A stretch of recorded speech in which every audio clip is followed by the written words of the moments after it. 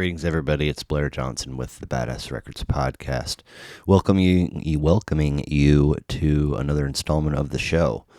New episodes drop Thursday mornings. Audio can be found wherever you stream your music and your podcasts. Videos on YouTube, and all of those goodies are embedded in the site badassrecordspodcast.com.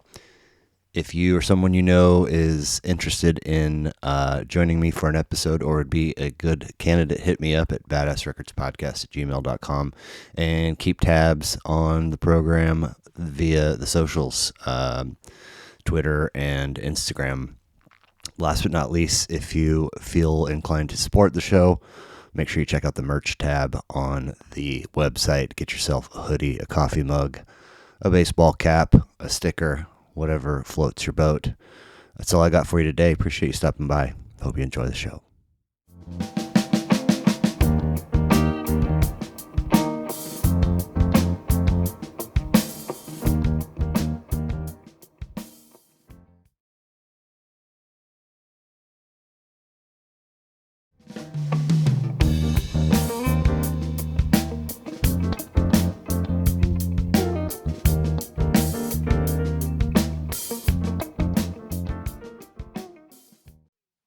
Well, thank you so much. I really appreciate it. So we'll be doing episode 117 here of Badass Records podcast. Hanging out with Kathryn Hunter.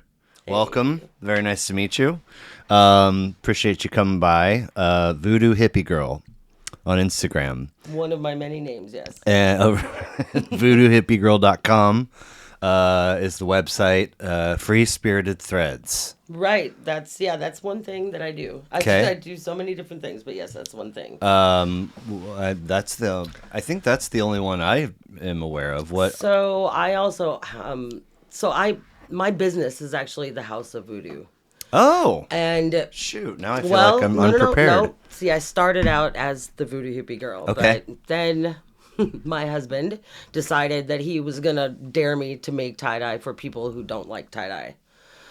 So I did that, and I started making Wasteland clothing. Okay. With using tie-dye techniques. Okay. Wasteland is a brand of clothing? No, as in post-apocalyptic. Oh, like T.S. Mad Eliot. Maxy sort of stuff. Yes. Oh, I did see Mad Max and Waterworld and something else somewhere. Okay, so stuff like that, but tie-dye.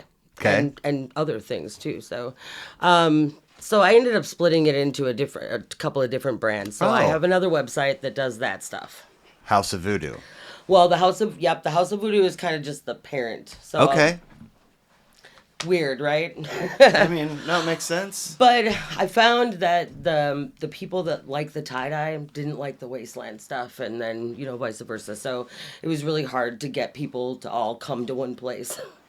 Gotcha. Okay. So I just split it off, and I have another website for the other stuff, and another social identity. There's another social. Okay. All of it. So House of Voodoo and then Voodoo. Or you can look up Wasted Land. That's going to be Wasted just Land. That land. Okay. The line stuff. So are those the primary two, or are there other things as well? That's it. Okay. So how old are each of these? So I started. I taught myself how to tie-dye during the pandemic. Cool. Because my brother got married, and his wife, had a party, which I thought was really weird in the middle of a pandemic. But in person that other people are attending? In Minnesota. Okay. So, but there was a game, and you had to bring panties for the bride. All right. That said something about who you are. Well, I'm sorry, but lingerie is really expensive. Uh-huh. So I bought a pair of white panties, and I bought some dye, and I taught myself how to tie-dye, and I put a decal on there that said, "Let's play," and it had 20-sided dye on it. Nice. So that was the beginning of it. And then, of course, there's lots of dye left over, so I have to use all of that. Yeah. And I just never stopped, I guess. And this wedding was when? They got married. They got married right after the bans lifted, or after the lockdowns lifted. But the party was like right smack in the middle of it all. Okay. So your outfits are 4-ish, 5-ish years old. Yep. Okay. Going strong. Right? Going. Going. Alive, and people ask me, how's this? I'm very lucky that I have another income in the house that I don't have to work for. Okay. We'll put it that Okay. way. That helps. I mean, it's a good opportunity to give something a whirl and see. Oh, absolutely. I'm having so much fun with it. And it's it's niche. Yeah. So especially the wasteland stuff, very niche. I couldn't just, pick something everybody likes. Right. Because that would be too easy. So, a dye artist and designer, fashion forward, inclusivity, and sustainability were sort of the big points that I saw. Yes. And obviously those concepts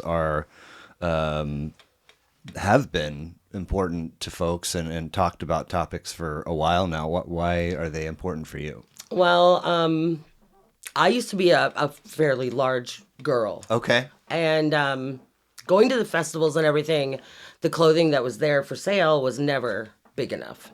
And when it was astronomically expensive. Really? Yes. Because there's just more material? Just because they know they can do it because no one else is selling it. So Well, that sucks. I kind of felt like if I'm going to learn how to do this, then I'm going to make this stuff for people who don't normally get this stuff. Cool. And that's kind of where it started. And I just kind of built upon that, I guess. Right I on. still really try to keep all the sizes or at least do customs. I like to do things that no other dyers are doing. Like I dye sweaters in the winter. Okay. Like you don't see a tie-dyed sweater, but I Right. have them. Cool. So I like to do things that no one else has, things that people might be looking for or that they can't find generally Right. for themselves. So Okay. Very nice. So when I go to voodoohippiegirl.com, I see a variety of options available for purchase. Hoodies, paintings, shirts, boots, bags, swimsuits, water bottles, etc. Is the process unique for each of these items, getting them from the starting point to visible to me, or is there like a rough outline that you follow for everything? Or no, so some of the things like the water bottles and the swimsuits and all of that, that's print. okay, So what I do is I take like high resolution image of something I have dyed, and oh cool, because that way we can get the right material. The dye only works on like, oh my gosh, I'm so sorry about it's that. okay. The dye only works on natural fibers. Okay. So swimsuits can't be that. I mean, think of how heavy a cotton swimsuit would be. Yeah. Yeah. Right? And it would never dry. Right. So tie-dyeing a swimsuit is not a thing.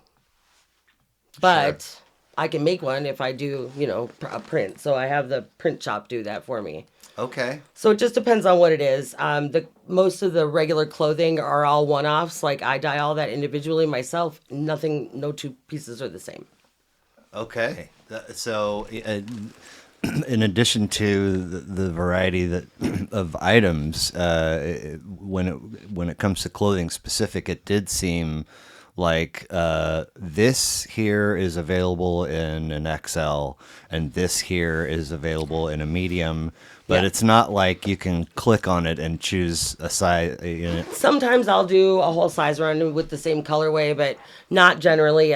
If you don't find something that you like in your size, just talk to me. Oh. I do custom work. Do folks reach out and Absolutely. Okay. I even have them bring their own clothes. Oh, nice. I have a couple of clients actually that there's this lady that goes out and finds the coolest dresses. I don't know where she's finding these things because I look all over for stuff like this and I don't find it. You haven't asked her? But every now and then, I know where she's getting some of it, and it's just some of it's not doable for me personally. But whatever. She brings me some neat stuff though to dye, and that's fun. Right on. So like I'll just charge a service fee, materials, and as long as it's the right fabric. And you understand that I am going to do something permanent to it. Right, yeah. So then if you, like the water bottle, for example, you say you have the print shop do it, and then it comes to you, and then you get it to the customer. Nope, I have it shipped directly to them. Okay, cool. Now, if you do a size run, is the small, are they all going to be identical? No. Okay. Nope, because I hand tie everything, and it's all different. Sure. The dye process itself is kind of magical, actually. This dye will split off depending on how you're dyeing. Like, I don't put water in my dye. I use powder, and then I put ice on the top of that. Oh, So the interesting. ice will melt, and it will split the dye components apart. So I'll get 5 or 6 colors out of one dye.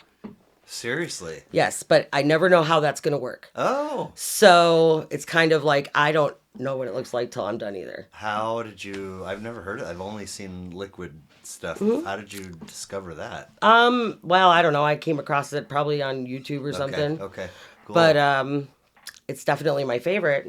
Nice. I like the surprises. Powder and ice. Yeah. And then wait. Yep. Huh. Now, when somebody gets a clothing item, are there unique like laundering instructions, like, or do folks worry about it fading with washes, or what's They won't fade. They won't fade. No. The dyes are permanent. They're fiber reactive dyes. That's why only natural fibers. Okay. So there is a chemical compound within the dye that will just kind of lock itself onto that natural fiber. So instead of dyeing it, it's more of a union. Okay. So 100 washes down the line, it's Shouldn't change much, no. wow, very cool. I mean, obviously you're going to get some wear and tear just from the fibers breaking Yeah. down, but as far as the actual dye fading, it shouldn't be a thing. I saw some talk about festivals. Being a vendor, I'm assuming, for X number of festivals per season. How do you market that? I mean, I know some places will have like okay, this festival is happening, and here's where you can get tickets, and here's camping, and if you want to be a vendor, blah, blah, blah. But they don't all come with that information readily visible. So I'm not doing the big ones. I do a Ren Fair in St. Joe in the spring. And then I want to do Wasteland Weekend out in the Mojave in the fall. That's going to be my big one. Oh, wow. Okay. I think this year is, I want to at least go this year. I'm trying to vend it next year. Okay. It's kind of a big step. What's the skinny with that festival? So it's been going on a long time. It's a week long. It's in the fall, out in the desert. They basically turn the desert into a big old wasteland and pretend they are Mad Max for a week. Oh, wow. And people have cars that they bring out. They're crazy stuff. It's Okay. fun. Okay. And bands? Oh yeah, bands. Okay. Yep. Okay. As a matter of fact, my husband plays with a band in Chicago. Well, when we lived there, he was part of the band, and now he just kind of plays sometimes with them. Called Project 44. It's a ministry spinoff. Okay. And they actually played it last year. Oh, wow. And the funny thing is they wanted Ken to drum, so they talked the promoter or whatever into giving me a booth and some press. Well, I didn't understand what was happening. Ken was like, so blah, blah, blah, Wasteland Weekend, or blah, blah, blah. And I'm like, no. What about the dogs? No. Oh, so they set it up for you and you didn't... I had no idea what I was saying no to. And he didn't bother to tell me either. Sure. So we didn't go, of course. And then we were doing the Ren Fair last spring, and I found some pictures of the previous fall's, festival. And I was like, we needed to be there. And he's like, really? Because I think that you said no. Right. I was like, right. Darn. So, Ren Fair in St. Joe, want to do Wasteland in Mojave. Yep, and I do Art Garden KC every Sunday. Okay. Where's That's that go down? That'll be at Berkeley Riverfront this year. Is that, that's near the new stadium? Yes. Not like Lemonade Park. They're not the same. Like you can see the stadium from there. Okay, But cool. yeah, it's across the big parking lot or whatever, down by the river there. Gotcha. That's going to start in late April, and I'll be there most Sundays. Okay. Very cool. So you mentioned Chicago. Are you born and raised here, or did you come here later in life? I'm born and raised in Minnesota. Minnesota. Oh, hence the wedding, brother's wedding, Brother's wedding. being yeah. up there. Okay. And how long are you there, and how long have you been here? So I grew up there, and then I moved to Chicago. I've lived in a lot of places. Okay. I think at one point it was like 4 states in 5 years. Nice. So that's a thing. But we've been here since, I want to say, 2017. Okay. And we bought our house in 2019. Okay. And you guys came here because... Cost of living. Oh. We're both artists. Yes. So like Chicago was really hard for us. I can imagine. And the price was right here. Okay. And I mean, it's climbing now, but I think we got in at the right time. Sure. And so, I mean, so you're in Chicago. Are you making trips down here to like look for places? Or No, we're crazy. So he's a chef by day. Okay. And he got a transfer with his job Oh, because he worked for a big, chain or... like just a big company that does like contract kitchen stuff. okay. Right. Gotcha. So like corporate, Yep. whatever. So he got a transfer, and we just came down here to interview, and we brought a U-Haul. At the same time? Yes. Okay. So were you, He got the job, so that was great.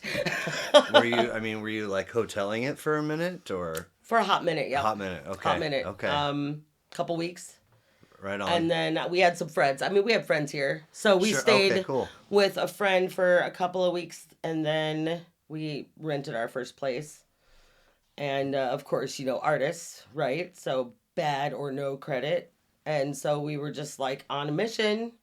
And 2 years later, we bought a house. Hey, all right. So just the one brother? I have a brother and two sisters. A brother and two sisters. And where are you? I am by far the oldest. Okay. The Shouts out next to one in firstborns. line is 8 years younger. Okay. To the day. Interesting. Weird. And any idea how mom and dad met? So my dad and their dad is different. Okay. I have never met mine. Okay. But their dad is was. He's not with us anymore. Okay. But he adopted me at 6, and they had children starting at 8 every 2 years. And I don't think of them as half siblings. They don't think of me Sure. that way. He was my dad. That's all we care about. Gotcha. Yeah. Mom and I don't even know how they met, but I was 1 when Okay. it happened, and I Okay. think by the time I was 5, I was asking him if I could call him Dad. Nice. Nice. Because I'm just pushy like that. Sure. And were they? Did they put on music for you guys to listen to in the home when you guys were young, or? Oh well, yes. I'm not going to say they had the best taste in music. However, my mother was a lot of fun with a hairbrush in her hand. Okay. We Some we karaoke did action? a lot of. We had some concerts. Okay. Nice. Nice. What were they into, or what? So my dad, it's the weirdest thing. I know what he liked to listen to, but I couldn't tell you what kind of music he liked because I feel like at one point he hates country and then he loves it. And, Funny. The thing I remember the most about his musical taste was he had a Jaguar, an XK convertible. And it was the first car that I ever rode in that I remember. And he had a tape in there of Quincy Jones. Really? And that's what I remember. I remember that, and I remember, that's pretty much what I remember. Is that, and I don't even remember the music on it really, just I remember the picture on the tape. Yeah. And yeah. and I remember that it was really groovy. Nice. Nice. He's, one of those fascinating figures for me. My final year in my 40s, and like, a couple of random memories like that. And then it's like Michael Jackson makes Thriller, and his name is, and then I get older, and it's like, Oh, that dude was involved in like. Yeah, he had his fingers and everything. Yeah, yeah, exactly. But I don't think, at the end of the day, I don't think he made a ton of music of his own. Like he made some for No, sure. he just had his fingers and Yeah, everything. yeah. So what about mom? What was she into? So my mom's changes with her mood. Okay. She was only country, nothing but, till I was out of the house. Oh. And then all of a sudden it was the Goo Goo Dolls, which was really weird. Nice. I wasn't sure how I felt about that. But yeah, she's I don't think she ever really cared. I think she listened to whatever everyone else was listening to. Okay. Now, I'm interested in this idea of the music that the people raising us listen to. We're aware of it on some level, but it's kind of like the furniture in the home. It's also just kind of there until one day something happens and you take that first step down your own path to building your own taste. Is there an album that you first fell in love with? Oh, Cyndi Lauper. Oh. I wanted to be her when I grew up. Very nice. Well, I was 5. Okay. And she was a goddess. Especially MTV. I wanted to shave my head. Just one side. Yep. And then the other. With the little, Yeah. with the checks. Yeah. And of course, that was not a thrilling thing for my mother. Right. But yes, that's. And were you able to? Did you have a copy of it in the house or in the car? Were you able to listen to it? Yes. I'm assuming girls just want to have fun. It was the very first tape. Actually, yes, but She-Bop was my favorite. Okay.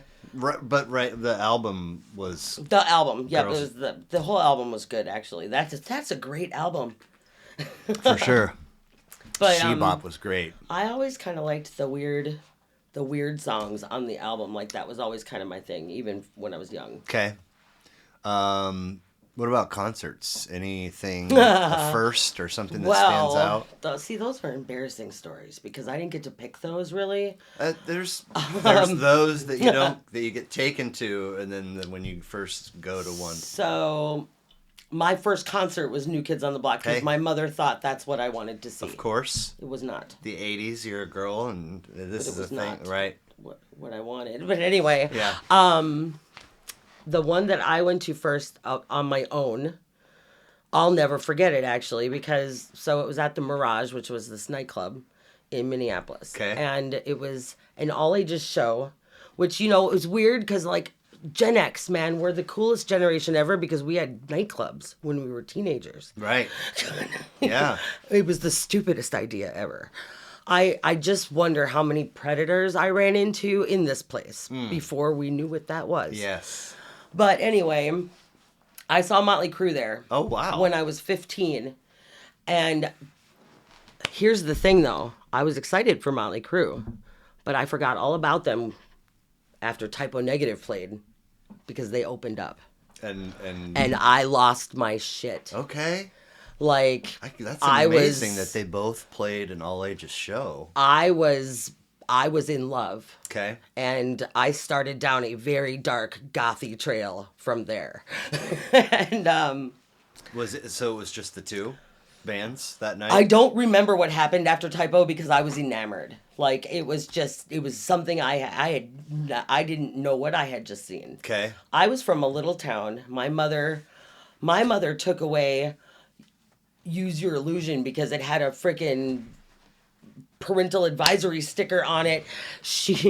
I borrowed Les Exorcisto, the Rob Zombie's White Zombies album from a friend, and my mother took one look at the cover art and took it away and threw it in the trash. Wasn't even mine.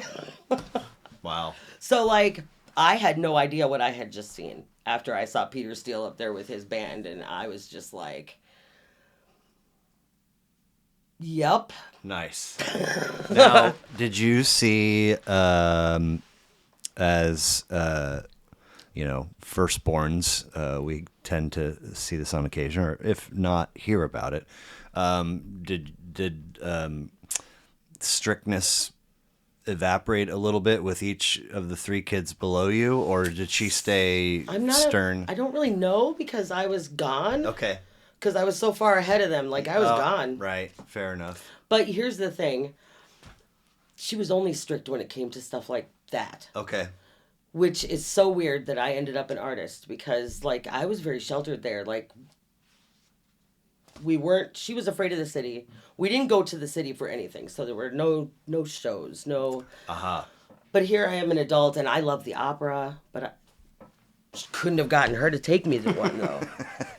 And it was just, it was really weird how I ended up with all of the tastes I have because I had to turn myself onto that late. Interesting. Like very, very late. Okay. Now, you are interested in festivals, sometimes are a vendor. I would imagine occasionally you attend a festival as a patron. What kind of live music shows do you seek out these days, if any?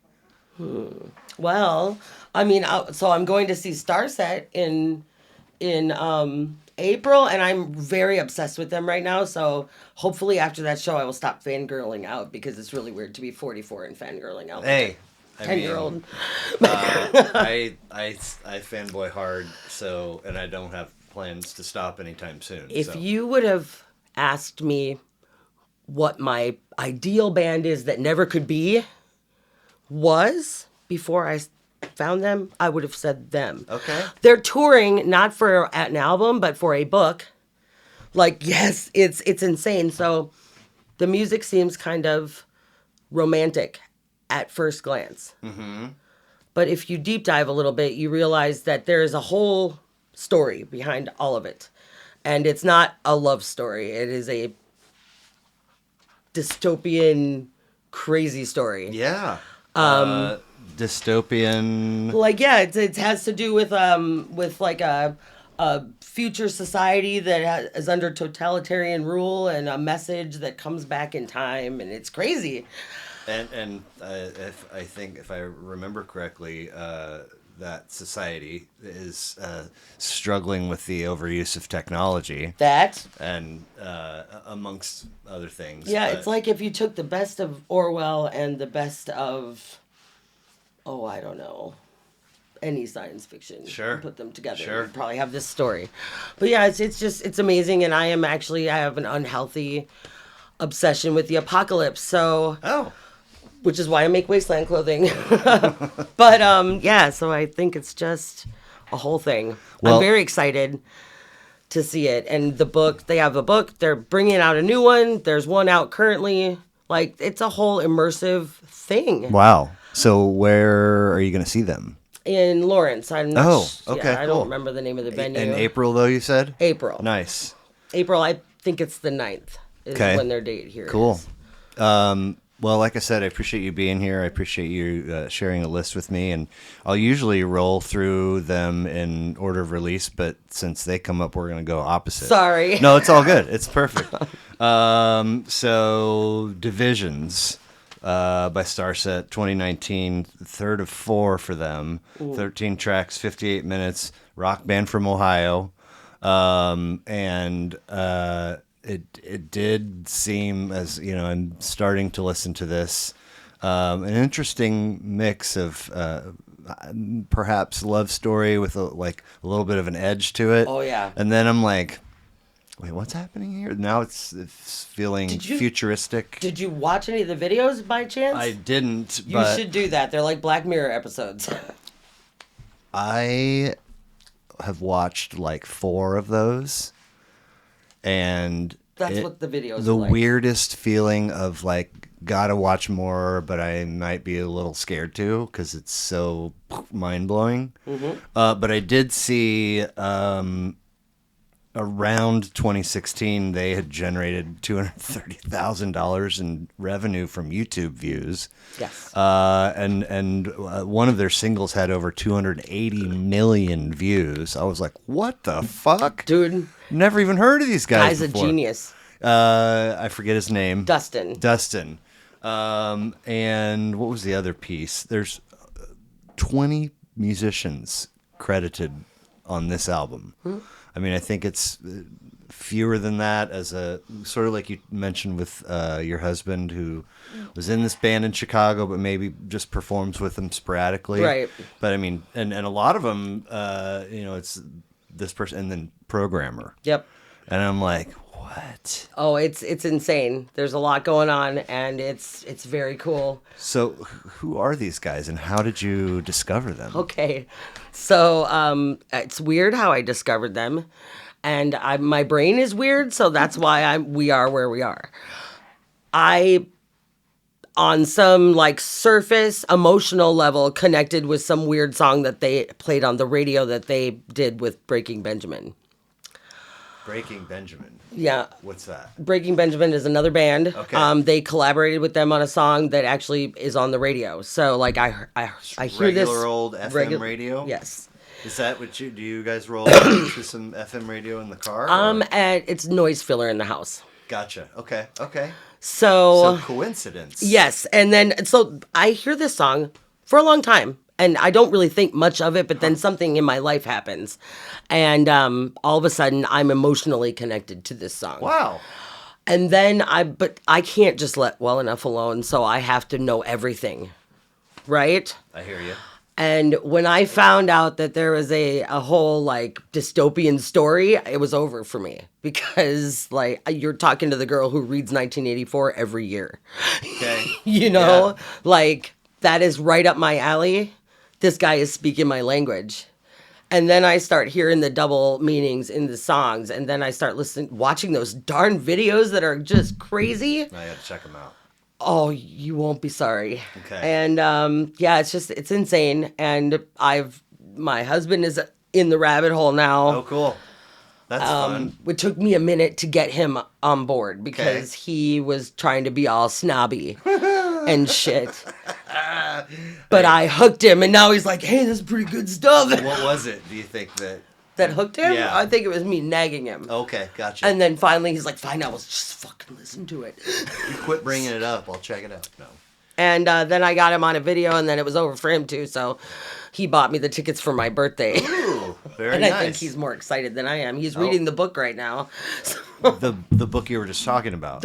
Not the one that's coming out, the first novel. There's already a novel out. They're touring to release a new one. The front man wrote? They commissioned them out. So, like, it's weird. Like, he's in character all the time. For when he's doing anything that has to do with this band, he's in character. Like, it's fully immersible, and it's a whole story, and they commissioned a Marvel comic. Like, all of the things. Wow. This is like a totally, like, 360-degree freaking, like, show. I'm just flabbergasted by it because I'm like, well, I can't figure out what I want to be when I grow up, so I speak his language. Gotcha. Like I make 5 different kinds of clothing. Sure. And it's just like. So both of you have read the book that is out? I have not read it yet. I bought a copy because we're going to this show, and this is the 4th tour, which means that we missed a bunch of this story already. Oh. So I'm trying to cram right now because this stuff's been going on since 2016, and I just figured it out this year. Or, well, late. So you have a copy of the book that's out, but then there's another one. They're releasing slated. I'll probably buy it at the show. Okay. Wow. What a trip. Yeah, it's really weird. But like I said, if you would have asked me years and years ago to describe a band that is my perfect band, but could never be a band, I would have said something weird like this. Like, I want a band that also writes books. Because I love to read. And sure. I like, sometimes I don't want to listen to music, but maybe I still want to be, like, right there. Yeah. So, like, I get to do all the things. I can watch something if I want. I can read something. I can listen. Yeah. Wow. So if this is 3 of 4, are you familiar with 1, 2, and 4 album-wise? Oh, yeah. Okay. No, I think there might be 5 songs in that library that I don't have on a playlist. I'm not even going to say I don't like them. I just don't listen to them every day. Sure. I mean, you get I do this thing where I discover somebody new, and I just That's and then after X number of weeks or whatever, I get the little, hey man, you're gonna burn yourself out and have to take it, and then I do. I just keep going, and then I have to take a break, and it's good because then when I go back to them, I'm like, oh yeah. man. I'm on month 3. I don't think I've listened to anything else. I mean, I have. I'm sure I have, but This is a new discovery for when you. yeah, really new. When I'm working, I have the entire library on a playlist. That's what plays when I'm working. And I mean, the whole thing is inspiring my latest line in my Wasteland cool. collection too right now. So So you have or have not read T.S. Eliot's The Wasteland? yes. Oh, I'm big into. I've read almost all that stuff. Okay. All that. Okay. That type of thing is kind of my bag. So There's whatever modern lit or postmodern. I took both in college, and I remember either off the syllabus or based on a conversation very early in the semester. It's like I could see this is a trimester, so it's actually shorter. But I could see the amount of time devoted to T.S. Eliot and The Wasteland, and I was like, what the fuck? And then we got there, and I was like, I mean, I get it, but I also don't get and it would be years later to where I could kind of go, oh, I see. Okay. I think you have to live a little life with stuff like that. Honestly, Precisely. like I said, I read 1984 every year, and here's the kicker: I read a different copy of it every year because I give my copies away. Okay. It's a thing I do. Sure. Because they don't require you to read this book anymore in school. Like, I know you have to in college for certain classes, but like, you should have to read this book in high school as far as I'm concerned. We didn't. We had Animal Farm instead. See, and they don't even require Animal Farm anymore. Really? I would be okay with that, but here's the thing. It's telling us a lot of stuff, and I'm pretty sure they don't want us to know that stuff. But I'm not a conspiracy theorist. I'm not going to go all deep and crazy about it, Sure. but I really do think that that stuff like that is threatening to certain people. Have you seen Interstellar? No. Okay. I probably should. I mean, it is. I've only watched reaction videos to it. Okay. Are you familiar with these? Mm-hmm. So they're an hour. Well, most of the dozen that I've watched, and so it's 3+, right? So it's a commitment. It's okay. And there's like lots. It's taken me all these, summarized views to kind of fully understand what's happening.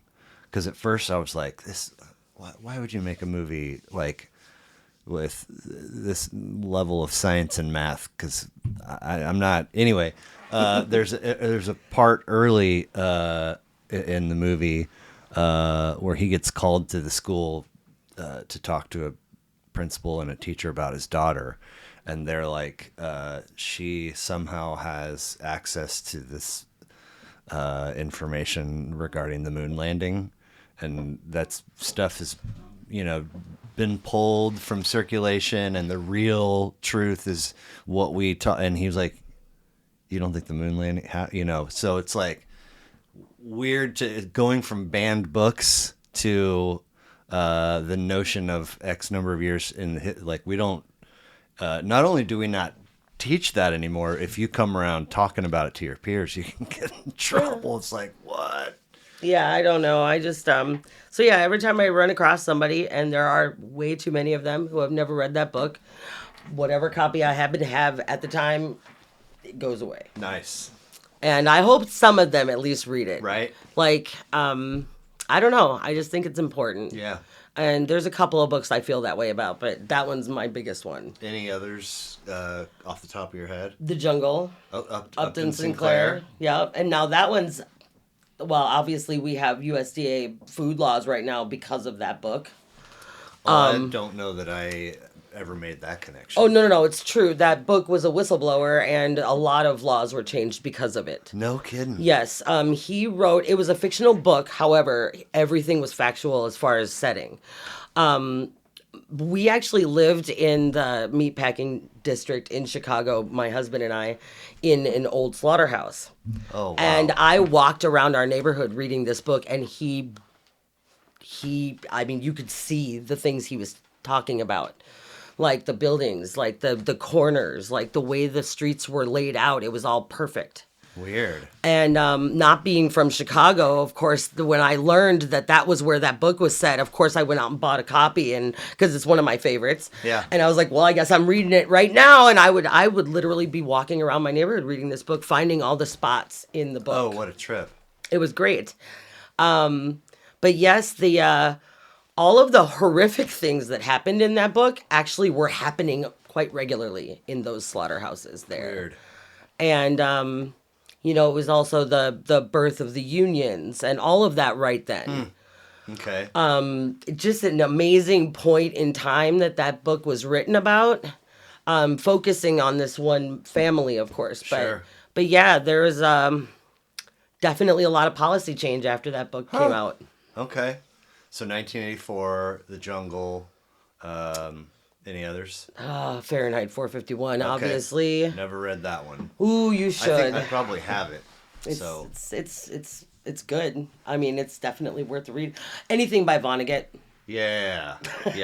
Like, just throw one at me. know. I'm good. I know. He's the best.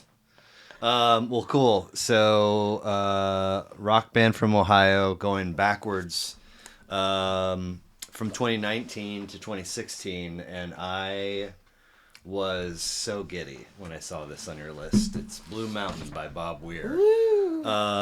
Super special album for me, and the only one on your list that I had heard of. Okay. I'm good for that, by the way. So if you're okay with it, I would like to read a quote about the making of it. Please. So this is from an interview. When I was 15, I ran away to be a cowboy. I found myself working in Wyoming, living in a bunkhouse with a bunch of old cowpokes and ranch hands. And a lot of these guys had grown up in an era before radio had even got to Wyoming. Their idea of an evening was to tell stories and sing songs. I was the kid with the guitar. I was the accompaniment. I learned a bunch of those songs and got steeped into that tradition. It's a tradition that's almost gone.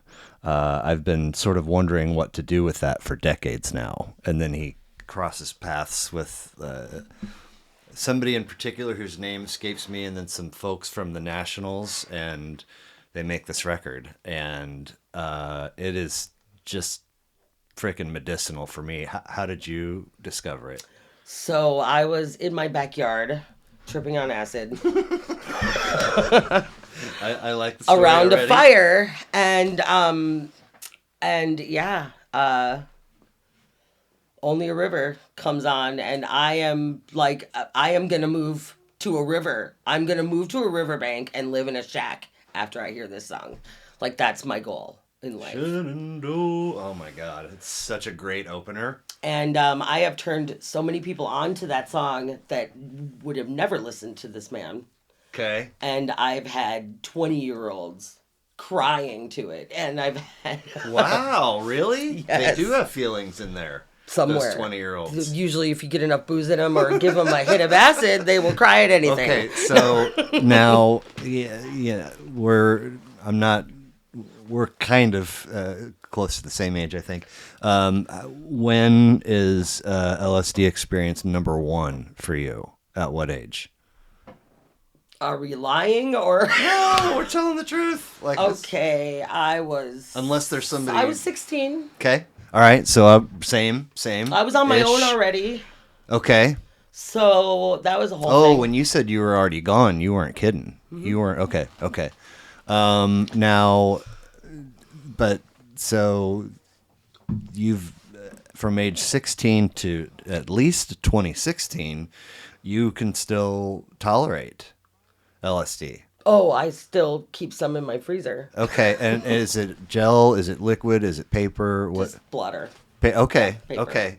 And are we talking 20 plus times in your whole Oh, life? jeez, way more than Okay, that. okay, but so never any things that make you go, I should probably move in the direction of retiring from this. Oh, It's as a matter still of fact, if my life is going exceptionally bad, that's the first thing I do. Because I come out of that and I'm more creative and I'm happier and everything is pretty again. Like if the world starts to get ugly, that's where we go. okay. Now, say that's happening. Is there, for lack of a better word, is there a checklist for things, the way you need things to be as you prepare? You can just off the cuff. I've only had one thing happen where I decided I wasn't going to trip that day because it probably wouldn't be good. But I was more worried about what I would do rather than like what I would experience. I'm pretty sure I still would have had fun. Okay. But I'm pretty sure that I was not in a good mood and that I probably wouldn't have been very nice. Okay. Now, So, are you solo? Are you with folks? I mean, it depends. Okay, but you have done solo. Yeah, but well, by accident. Okay, gotcha. I was really drunk, and I guess I must have grabbed it out of the. Well, long story short, I woke up the next day after I had passed out, and I was tripping, and I was trying to figure out how that happened. Okay, gotcha. Okay, I mean, it was fun, but sure. I just I'm gonna, lump LSD and mushrooms together real quick and just say, back when that was a thing that my brain and body would tolerate, it was like, I don't want to be around folks that aren't tripping with me. Okay. And I don't want to be like out, like at a bar. I don't want to be out in like. Until I got used to it, that was probably a thing too. Okay. Okay. Like camping Camping's great. Yeah. Yeah. But you can just roll like with. Yeah. I mean, I'm pretty seasoned at this point. I'm pretty sure that nobody except me and whoever I decide to tell is going to know. Really? You don't even get like ginormous pupils? So that's funny because my pupils are always weird. Okay. I have like a really light color eye Uh-huh. and it refracts light in a weird way. So my pupils are always smaller than they're supposed to be. Always. Okay. So then do you the abstract just like, the weirdest tangent of thought that in my experience would never happen not under the end, and then you like talk to folks about it like while it's happening, and you've never had somebody been like, you've been talking about the way these two walls meet for the last 40 minutes and I don't talk about that stuff. Huh. Okay. I don't even really notice that stuff. I mean, honestly. So with me, one of the biggest reasons I like it, I'm a visual artist, always have been. Before I made clothes, I was a tattoo artist. I've always I paint. So like, that's my thing. Yeah. I see things. Yeah. So. Like dead people? No. Like. Bad joke. No, that was a Sixth great Sense. joke. I really want to see dead people. Well, but I meant the movie. No, I know. Okay. So everything looks like it's made out of paint when I'm tripping, Okay. which is excellent for me. Sure. It's very colorful and pretty. And like I said, if the world starts to look ugly, I just, that's the way to make it look better. Okay. But I don't really I don't hyper focus on weird stuff. So Okay. I'm not going to talk about weird stuff. Like I might get a little more abstract, but I'm an artist anyway. So like, I'm always kind of that way. Nice. I wouldn't drive. That would be weird. Now, do you? Yeah. I don't recall ever even truly considering more than one dose at a time. Have you? Oh yeah. Okay. And now I think I've done 4. all down the hatch at once. You have to do it that way, otherwise it's not going to work. I mean, that's a enough. waste. Fair enough. And so, does your dose amount these days vary? Does your I'm mood usually a 2 kind of girl. 2? Yeah, like 2 is a general rule. Like Okay. I've gotten crazy before, and decided that I was going to see how many it would take to make the world a fractal. Oh wow. Oh wow. Now It what? takes 4, by the way. You're keeping score at home. The answer's 4. The answer's 4. Now again with just 1 every time. I mean 8, 10, 12 hours of just. So if you go up, does the time increase, or is it's the same, just different intensity? So here's the thing with that. So the reason, and maybe it's a little known fact, maybe it's not. The reason why it's really hard to test a person for acid, is because it is by the time it starts to work, it's already broken down and gone. So what your trip is a reaction to the chemical having made its way through your body already. Okay. Your brain is just like, that was weird. I'm just going to be weird for a while. Yeah. But the drug is actually gone already. Okay. So, Now, what about these, when I was in my 20s and doing this, this isn't a thing detectable by urine. They've got to, get spinal fluid out of you. And then I don't know about all that. I mean, I'm pretty sure they could probably find it. Well, but they're going to find it forever there. And then years later, technology gets us to the Hair. point where hair. So I wonder if it shows up in hair. Yeah, it does. Okay. No, it does. I mean, there's still residuals. Gotcha. But, you're not going to find it in your blood. You're not going to find it in your urine, in your fat, like the rest of the drugs out there. Interesting. So, it's a very volatile chemical. It's literally there and it's gone. Okay. So how about mushrooms? So I don't know a whole lot about them because I can't I can't use them. Oh. So I don't know if I'm allergic to. I must be allergic because I swear I have tried to do mushrooms so many times, in so many ways. I wanted to so badly, and I always get sick before I get high, and then they're gone. Oh. So my body's just like, yeah, no, we don't want that. Same. Always a version of sickness. Oh, I literally get rid of them. Well, same, but that didn't mean that it didn't still have the effects. Oh, I've never been high on mushrooms. Now, I got to tell you, let's say, I don't know, 15 and 15, 20 and 20 amount of times, always a little larger lean in the direction of LSD for that very reason. In fact, my very first time was for a mushroom, here's the fun and here's the gastro issues. Right. And then the next time, and every single, until this happened, I was like, I gotta be done. I gotta be done. I can't do this anymore. It's taking so much away from the experience to deal with.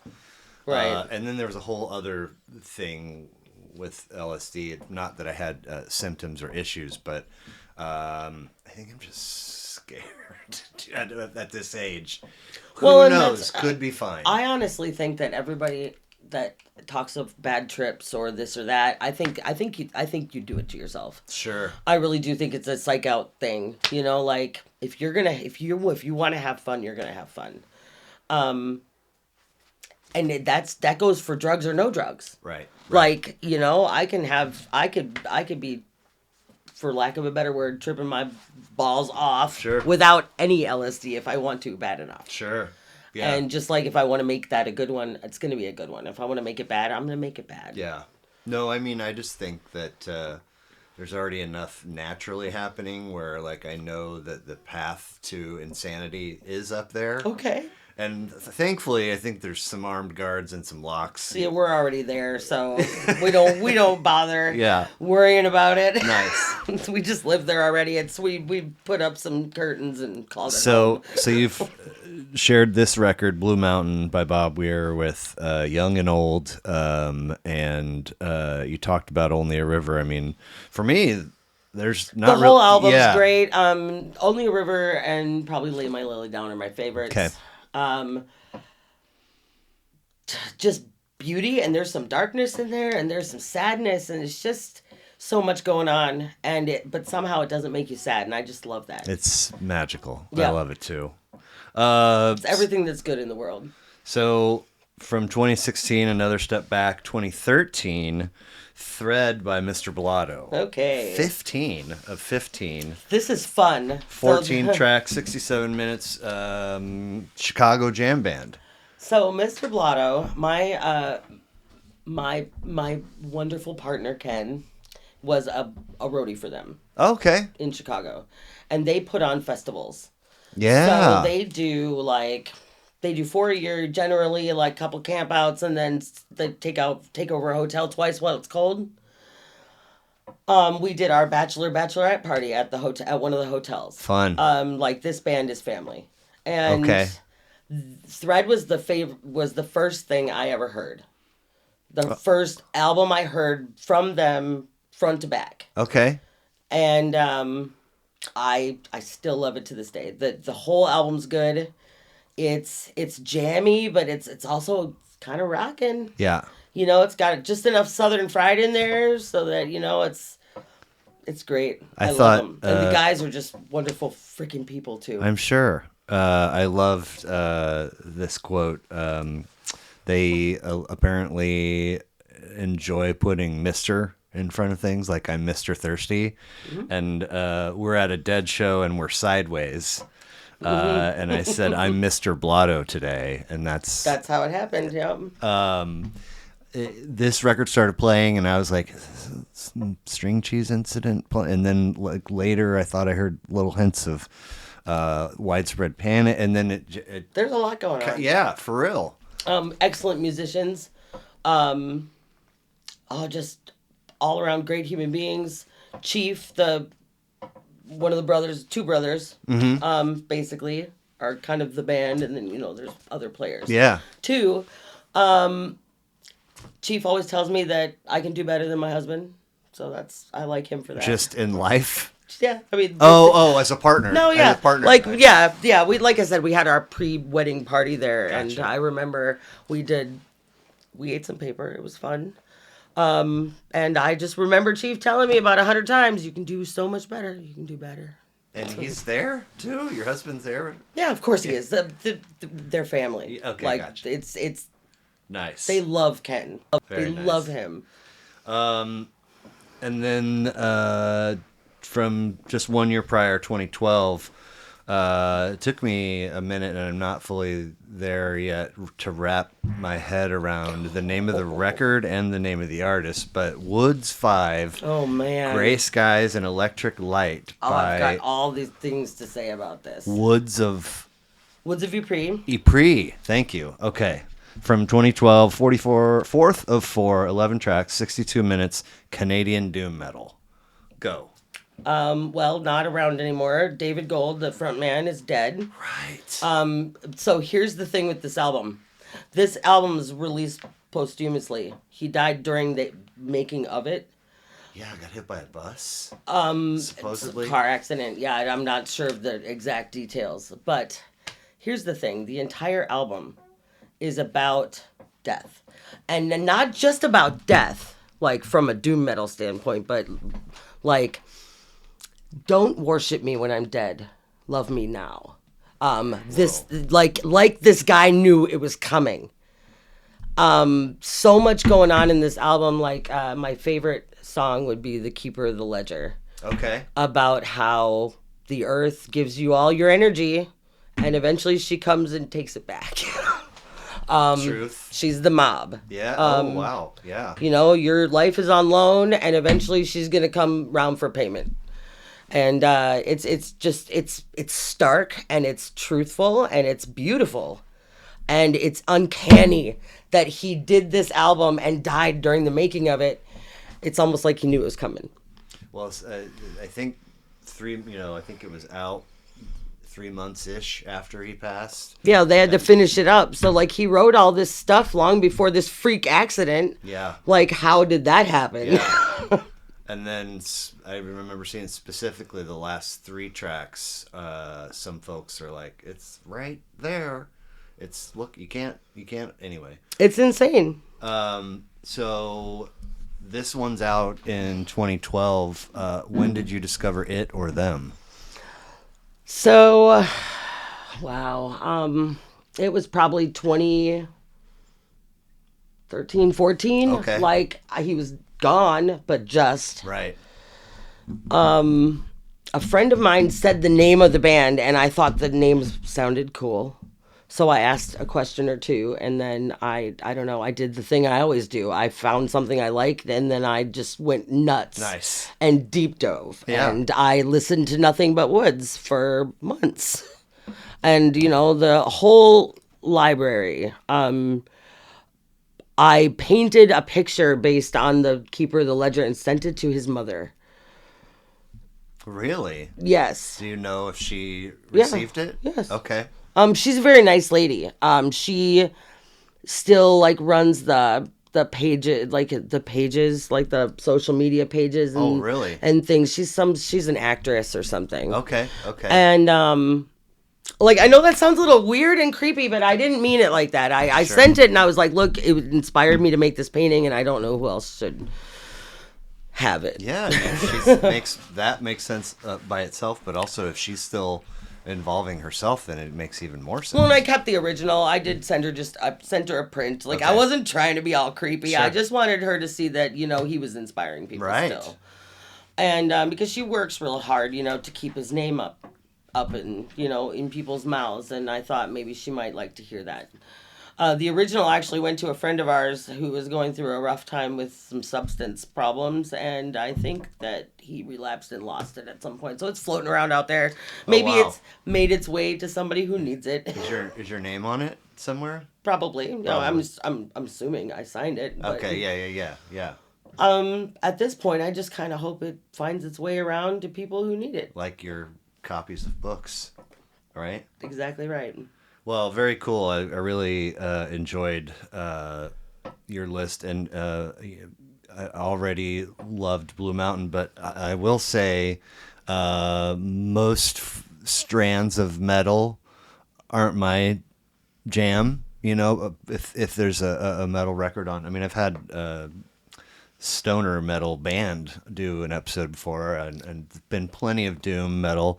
And it's just kind of like I'm sort of just getting through it, but this was intriguing. He does all those harmonies himself. All of those 3-parters he recorded himself.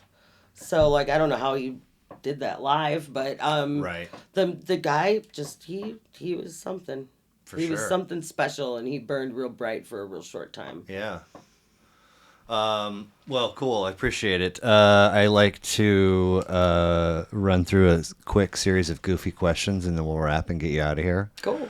The first being, if we can all imagine or pretend that we all have a personal and a professional bucket list. Let's say you're given all the necessary resources to hit your number one on both, personal and professional. What would they be?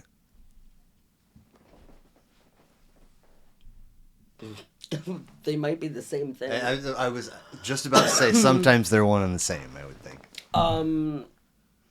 I think I want to fall at Demabaza's feet and tell him I'm not worthy, or them, rather. They're my favorite designers who say the name again for me? Demabaza. Demabaza. Yeah. Okay. They're my favorite designer. Okay. So I don't know. They make clothing that I want to be them when I grow up. there you go. I like it. So Cool. I just want to. I want to show them that they're the best ever, and I don't know. Maybe help them bring about this new one sort of weird consciousness world that they are making clothing for. It's really crazy. If you go to their website, they have a whole mission statement, and it's out there. Cool. And for some reason, I love it. Do you know off the top of your head how it's spelled? Yeah, DEMOBAZA, out of Bulgaria. Okay. A lot of my favorite fashion comes from Bulgaria. Really weird. Interesting. Huh. Number 2, you get to have lunch with anyone you're choosing, dead or alive. Who are you choosing and why? George Orwell. Oh, bang. Bang. We don't even need the why because we've covered I just want to thank him. Perfect. I want to tell him that he's the smartest human that ever did live. Nice. You're given the ability to visit your past self at any age. You're choosing. What age are you choosing, and what are you saying?